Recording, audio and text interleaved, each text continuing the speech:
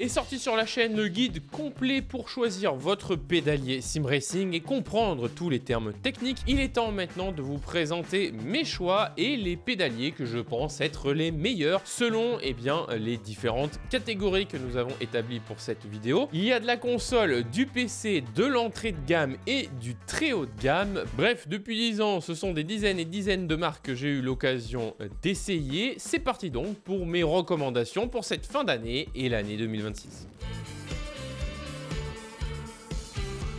Avant de rentrer dans le vif du sujet, voici les critères de sélection des différents modèles de pédaliers. Premièrement, son positionnement sur le marché. On ne va pas juger de la même manière un pédalier entrée de gamme qui vaut 100, 150 euros et un pédalier qui vaut 2000 euros. Deuxième point, les caractéristiques techniques, c'est-à-dire qu'est-ce qui compose le pédalier, le haut de selle, hydraulique, bref, toutes les technologies dont je vous ai parlé lors du guide sorti précédemment. Troisième critère, le prix, combien ça coûte. Quatrième critère, la réputation de la marque, depuis quand est-elle établie, est-ce qu'elle est réputée par rapport au marché des pédaliers ou pas. Cinquième critère, la disponibilité des pièces détachées et l'optionnabilité, c'est-à-dire est-ce que sur votre pédalier, chez le constructeur, vous pouvez avoir différents accessoires, des haptiques, différents lots de ressorts que vous avez de base ou que vous pouvez acheter plus tard. Sixième et avant-dernier critère, la modabilité. Est-ce que cette fois-ci des constructeurs extérieurs vous permettent d'acheter des options pour votre pédalier et vous permettent de l'améliorer à moindre coût? Et dernier critère, et pas des moindres, la fiabilité du pédalier. Prenez en compte dans cette sélection qu'on ne va pas parler ici de compatibilité directe. Là-dessus, c'est vraiment la vidéo sur les bundles qui fait foi. Le principe de cette vidéo, je considère que vous cherchez plutôt à upgrader votre matériel, que vous soyez sur PC ou sur console, et donc on va pas forcément s'attarder à est-ce qu'un pédalier est compatible avec tel ou tel matériel. On va prendre vraiment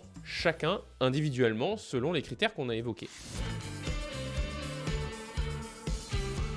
On démarre avec les modèles petit prix et on s'intéresse à deux marques. Première marque, Logitech. Je vous en ai parlé grandement avec le lancement du RS50, mais ici ce sont les pédales, les RS Pedals qui nous intéressent à 149 €. Il y a honnêtement pas meilleur rapport qualité-prix pour démarrer si vous avez un petit budget pour un lot de selle. Alors vous n'allez pas par contre avoir les élastomères qui vont vous permettre mécaniquement de régler tout ça, mais dans le logiciel vous allez pouvoir régler la résistance électroniquement et ça en fait un pédalier super intéressant parce qu'il est vraiment super simple d'installation, il est plutôt design et pour le coup Logitech est une marque qui est très populaire. Si vous voyez ce guide en 2026, il y aura très certainement des constructeurs style 3D Wrap et autres modeurs qui auront sorti des compatibilités pour les RS Pedals. Donc vraiment, à 150 €, le pédalier est full aluminium. Je vous le conseille, vous pouvez y aller les yeux fermés. Il est ultra plug and play. Si vous êtes déjà sous un écosystème Logitech, c'est un no-brainer de vous upgrader pour du lot de selle. Et si vous cherchez à faire une petite installation PC à moindre coût, il est disponible et c'est un simple câble USB. Donc vous pouvez le plugger indépendamment de vos autres périphériques. Donc bref, rapport qualité-prix,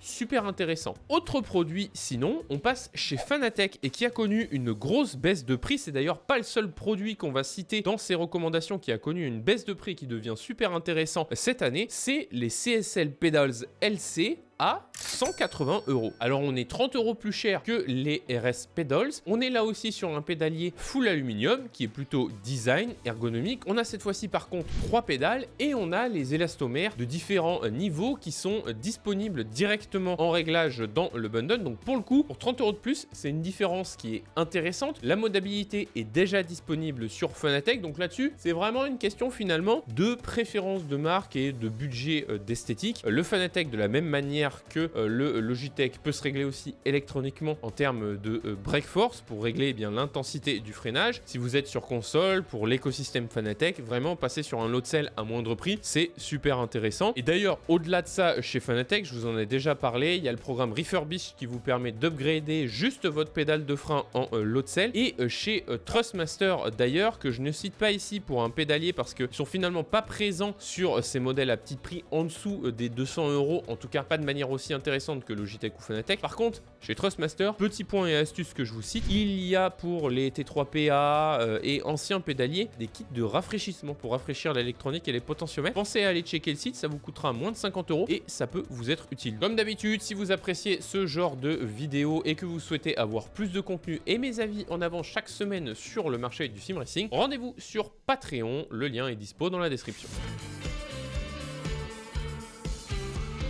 Deuxième catégorie, on va parler des excellents lots de sel. Et alors là, le premier, on lui avait déjà donné un prix l'année dernière, mais au moment où on tourne, il est à prix cassé et il casse la baraque à ce prix-là. C'est le SimLab XP1. SimLab XP1, SimLab, marque réputée dans le milieu du sim racing initialement ayant fabriqué des châssis. Le XP1, c'est leur pédalier de référence en lot de sel. Il est dispo en ce moment à moins de 400 €. Ça le rend quasiment au même prix qu'un Simnet, mais bien supérieur en termes de finition et en termes de qualité de ressenti. Vraiment, il sera peut-être pas à ce prix-là si vous voyez cette vidéo en 2026. Il tourne normalement aux alentours de 495 €, ce qui reste compétitif par rapport à la qualité et au niveau de finition de ce pédalier. Mais vraiment, vous pouvez y aller les yeux fermés. Le deuxième, et d'ailleurs on en avait parlé l'année dernière de cette marque, et le pédalier, il vient de perdre 100 €. C'est le Ushingwelt Sprint, un incontournable et un indémodable. Si vous voulez passer sur un pédalier lot de sel, il est dispo désormais en configuration 2 pédales à 549 €. Et là honnêtement c'est un prix canon, parce que pour le coup si je devais comparer le SimLab XP1 à 495 €, le Ushingwelt à 549 €, j'irais plutôt vers le Ushingwelt. Marque ultra réputée, élastomères qui sont fabriqués maison, SAV qui défie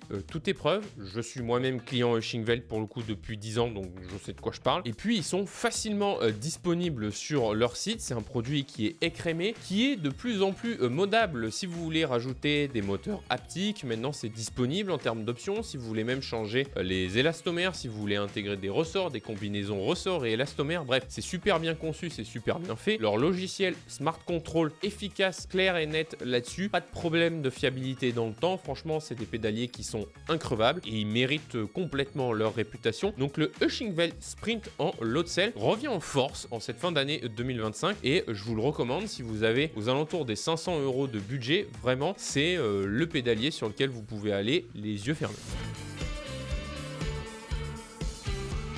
On passe maintenant dans la catégorie au-dessus des 500, plutôt aux alentours des 600 €. On est sur l'hydraulique et là-dessus, il y a un constructeur qui casse la baraque. Pareil, on vous en avait parlé l'année dernière et pour le coup, il a connu quelques ajustements de prix à l'avantage consommateur sur sa dernière version. C'est Conspit avec le CPP en version Light ou en version Evo. La version Light et la version Evo sont fondamentalement des pédaliers qui sont très similaires, donc pédalier hydraulique, configuration de pédales, 599 € pour la version Light, 750 € pour la version Evo. La différence entre les deux, une plaque full métal est designée un tout petit peu différemment pour la version Evo par rapport à la version Light et un mètre cylindre pour la partie hydraulique qui a été amélioré sur le Evo. Fondamentalement, en termes de ressenti entre les deux, honnêtement, si le critère de choix premier est le budget entre les deux, parce qu'il y a quand même 150 € d'écart de prix, le Light fera très bien l'affaire. Vous avez dans les deux cas les mêmes configurations de moteurs haptiques, donc ces moteurs à vibration que vous retrouvez qui sont de configuration de base chez Conspit. Donc pour le coup, pareil, rapport qualité-prix en termes d'hydraulique, vous trouverez pas mieux entre combinaison hydraulique,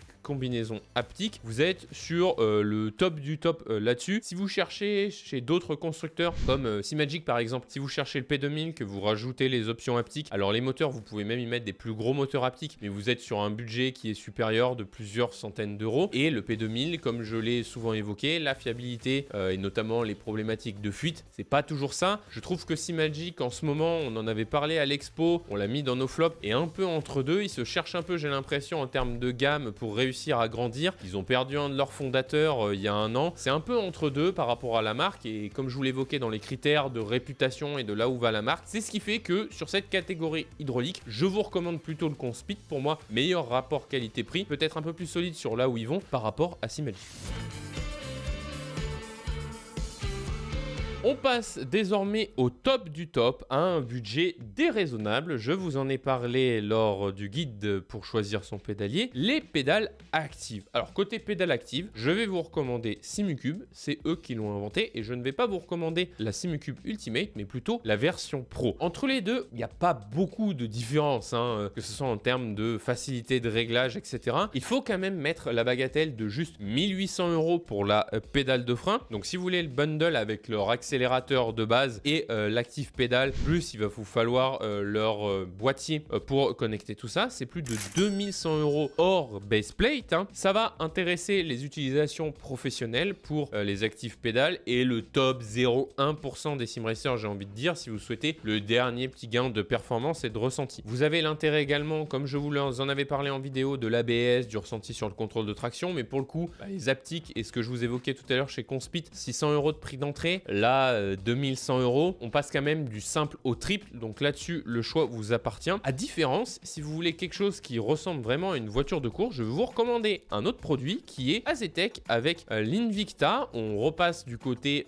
pédalier hydraulique avec leur Torpe 2, pour le coup à 1000 €. Si vous souhaitez vraiment y mettre un peu plus de budget, pour le coup, mettre 1000 € par rapport à 2000 €, l'Invicta finalement est plus si mal positionné que ça. On est sur le très haut de gamme évidemment. Je vous le recommande, l'Invicta en version S, c'est-à-dire avec les deux pédales séparées et pas avec une seule plaque. Ça vous permettra, selon l'installation de votre châssis et l'écartement que vous souhaitez, d'avoir une meilleure installation, parce que c'est vrai que leur plaque est finalement assez réduite, hein, donc vous allez être assez resserré sur les pieds sur la version de base. La version S est un petit peu plus chère, mais bon, quand on est sur ces budgets-là, autant mettre le confort qui va avec, et je peux vous le recommander. Le Torpe 2 a aussi le Travel Kit, enfin vous avez tout ce qu'il faut en termes de position. Ils ont vraiment amélioré ça par rapport à la version numéro 1. Donc du coup d'ailleurs, si vous cherchez à composer même un bundle chez Azetec, faites-le individuellement et achetez le pédalier Invicta en Torpe 2, parce que c'est toujours le Torpe 1 sur les bundles. Voilà pour cette petite astuce qui conclut la partie pédalier très haut de gamme et cette parenthèse faite sur Azetec. Avant qu'on passe aux dernières remarques qui vont conclure cette vidéo, vous êtes bien équipé. Maintenant, vous cherchez à bien profiter de Le Mans Ultimate. Petit rappel, le Race Clutch Center a fait peau neuve de tous les setups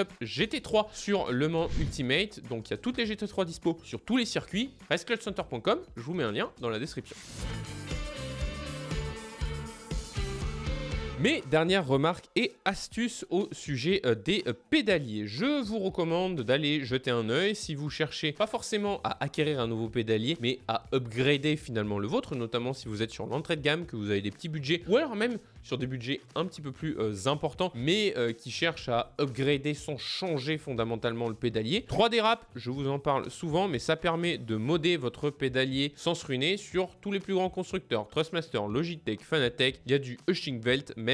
Bref, la majeure partie en est. Je vous laisse aller fouiner sur le site et vous pourrez personnaliser tout ça. Dernière remarque également sur un autre produit que j'avais recommandé l'année dernière, dont je vois d'ailleurs beaucoup de choses et beaucoup un peu de, on va dire, de mauvaise conception. C'est sur Simnet. Alors Simnet, on en avait parlé l'année dernière parce que leur pédalier était vraiment super intéressant. Le pédalier a pris 80 € par rapport à l'année dernière et vient à être un pédalier finalement au même prix aujourd'hui en termes d'accessibilité que le pédalier V3 de chez Fanatec. Et souvent, le pédalier Simnet est mis en avant pour justement sa compatibilité avec Fanatec sur console et que vous pourriez l'utiliser même si vous êtes joueur sur PlayStation. Alors, je vais avoir un avis un peu différent de tout ce qui se trouve sur les réseaux. Je vous le recommande pas de le faire parce que c'est de l'émulation et demain si Fanatec décide que oh bah tiens c'est un pédalier Simnet qui est sur ma base, eh bien je vais décider de couper cette compatibilité pour des questions de sécurité, pour des questions tout simplement de concurrence. Autrement dit, vous allez vous retrouver à avoir acheté un pédalier de 330 € qui va plus être compatible peut-être dans 2 ans. Alors pour l'instant ça fonctionne, c'est très bien, mais aujourd'hui je trouve que le bénéfice prix-risque ne vaut pas la chandelle, surtout vu l'augmentation du prix du pédalier par rapport à ce que c'était avant. Je vous recommande plutôt, si vous êtes sur console, d'aller dans ce cas-là vous orienter sur un Fanatec V3. Voilà pourquoi cette année par rapport à l'année dernière, je recommande pas forcément le Simnet. Et comme on l'a vu entre le Simnet à 330 € ou le Simlab XP1 à 395 €, je recommande tous les jours le Simlab par rapport au Simnet. Voilà pourquoi je le cite et voilà ce qui a changé par rapport à l'année dernière. Encore une fois, ça ne veut pas dire que le Simnet est fondamentalement un mauvais pédalier. Sur les pédaliers qu'on n'a pas cités ou sur lesquels on émet plus de réserve, l'idée c'est de vous donner mes critères avec mon expérience. Ça ne veut pas dire que fondamentalement ce sont des mauvais produits. Ce qui me paraît être les meilleures affaires d'aujourd'hui ne sont pas les meilleures affaires qui étaient le cas en 2024, d'où l'idée de vous refaire une vidéo cette année. Et surtout, grâce aux critères comparatifs qu'on avait fait l'année dernière, on a gardé tout ça bien au chaud et puis on a refait nos comparaisons cette année. C'est ce qui nous a permis de mettre en lumière, par exemple, encore une fois, le Hushing-Welt Sprint.